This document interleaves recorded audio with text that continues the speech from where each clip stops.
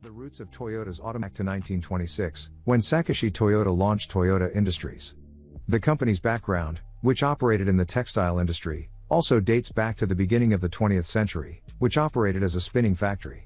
Sakashi Toyoda, who had been selling carpets for many years like his father, had set up the factory and in 1894 had invented and built an industrial knitting machine. In 1924, auto-powered species, and 2 years later, Toyota's auto spinning factory, under the name Toyota Industries, was established.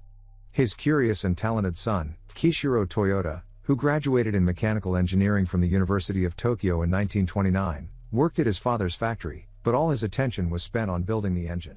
In 1929, Platt Brothers Company of England on industrial spinning and knitting machinery. Under the agreement, the right to produce and sell automatic knitting machines to countries other than Japan, such as China and the United States, was given for £100,000, which was followed by Kishiro's journey to the United States.